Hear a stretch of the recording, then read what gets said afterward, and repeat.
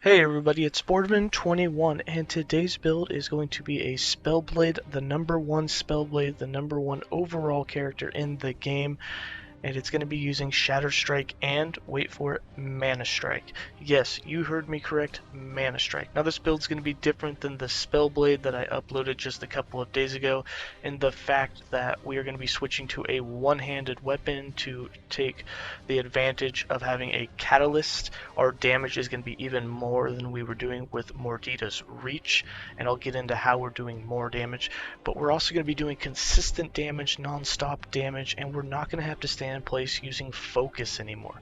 We're going to use Manastrike. We're going to have way more ward than we had before. We're going to be attacking so much faster, and you're going to go so much farther in the arena. Now, it did take a galaxy brain to come up with this, and then it took a universe brain to make it better. But I'm going to try and break it down to where anybody can do it, because overall, this is a really simple build. So let's get into it. Alright, for the 5 skills that we're going to be running: Mana Strike, Flame Ward, Shatter Strike, Enchant Weapon, and Teleport. For Mana Strike, the idea behind this is to make it attack as fast as possible, have the biggest area as possible, give you some ward back, and give you as much mana back as possible. So we have 3 points in Ward Strike for +9 ward gained per hit per enemy. We have 3 points in Arcanist Blade for +9 mana, 5 points in Swift Step for that 30% increased attack speed, 5 points in Sprite Blade for that 150% increased area, very important, and 4 points in Mana Drain for +80% mana gained. I believe altogether you get 9 plus 10 and 80% of that, so 19, almost doubled. I think that's like another 60. So you get about 35 mana per enemy hit back, which is a huge amount of mana. If you hit 2 or 3 enemies, you're getting over half your mana back. You're attacking so fast that within 2 hits, your mana's back, and you can go back to Shatter Striking. For Flame Ward, we're using this again for ward. We have 5 points in Stalwart Defense, 1 point in Concentrated Shielding, 3 points in Feel the Flames, 1 point in Invigorate, 5 points in Dilation, 3 points in Energize, and 2 points in Recollection.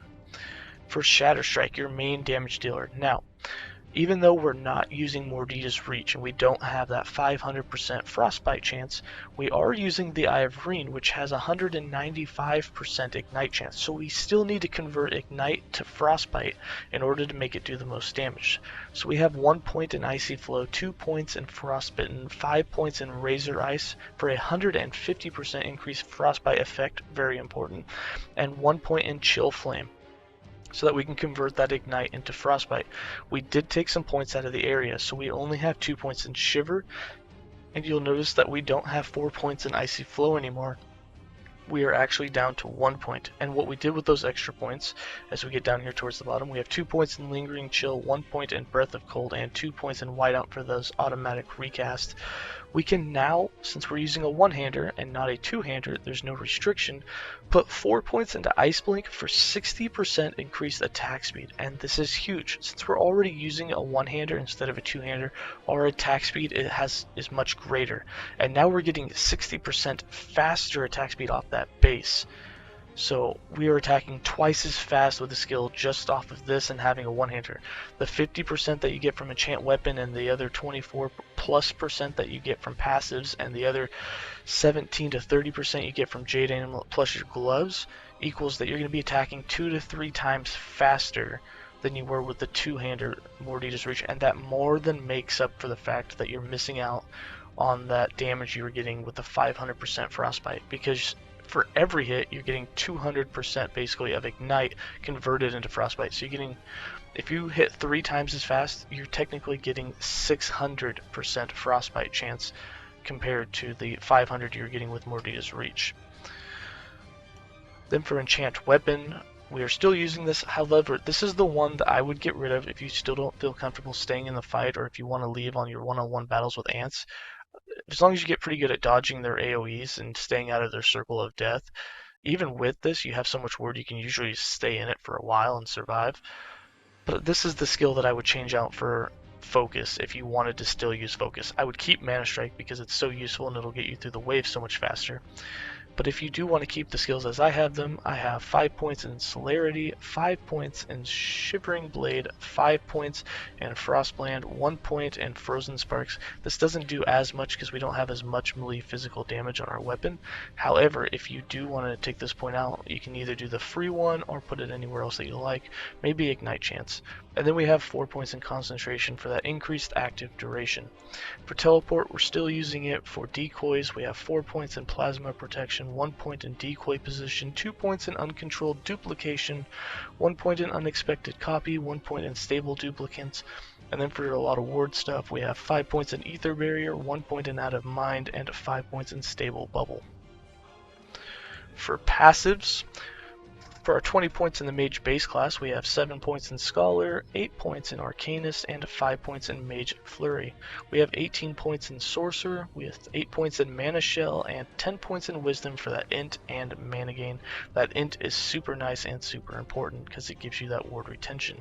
The added mana is also nice. And 78 points in Spellblade, we have 8 points in Arcane Warden, 8 points in Infused Weapon, 10 points in Eternal Imbuement, 1 point in Latent Infusion, 10 points in Volcanic Blade, 8 points in Prismatic Blade, 1 point in Shiver Armor, 7 points in Flame Tender, 15 points in Triple Strike, 5 points in Mind Slayer, and 5 points in Mind Flame. Now remember, now that we have so much int, 99 points, now that we have that much due to the Catalyst giving us a boost of 14 more, whenever this procs, we get 5 times our intelligence as wards, so there's a 10% chance on kill. So when you kill a bunch of trash mobs, this is why your ward is going up so high. You're getting over 500 ward on one of those kills. That's a huge amount, just absolutely crazy amount. 99 ward is just absolutely ridiculous, plus all that ward just gives you a super high ward retention rate.